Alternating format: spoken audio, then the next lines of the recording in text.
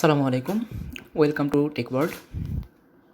আজকে আমি দেখাবো কীভাবে আপনি আপনার অ্যান্ড্রয়েড ফোন থেকে একটা গুগল অ্যাকাউন্ট রিমুভ করবেন।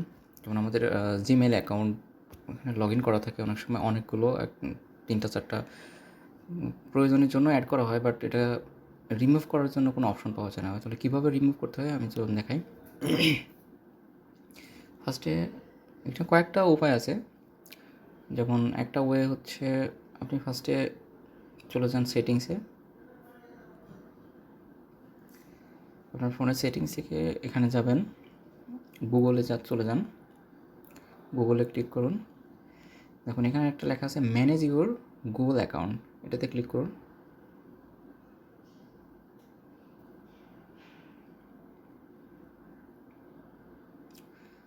আচ্ছা, এখান থেকে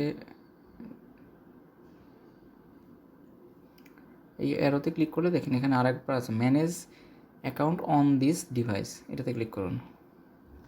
এখন আপনার এখানে অনেকগুলো মেইল দেখতে পাবেন, যতগুলো আপনার অ্যাড থাকবে সবগুলো দেখতে পাবেন। তো আমি একটা এখান থেকে hardrock.rokon এটা আমি রিমুভ করতে যাচ্ছি, তাই এটার উপরে ক্লিক করলাম। এখন এটা ক্লিক করলে একটা অপশন চলে আসছে রিমুভ অ্যাকাউন্ট। এখন এখানে ক্লিক করলে এটা রিমুভ হয়ে যাবে। তো এটা একটা ওয়ে। আরেকটা ওয়ে দেখাচ্ছি আমি। আপনি ফার্স্টে চলে যাবেন আপনার জিমেইল অ্যাপে। এখান থেকে আপনার এই যে কর্নারের এটাতে ক্লিক করবেন। এখন এখানে সেম লেখা আসছে manage your account on this device, আপনি এটাতে ক্লিক করুন। এখানে যেই অ্যাকাউন্টটা আপনি রিমুভ করতে চান সেই অ্যাকাউন্টের উপরে ক্লিক করুন।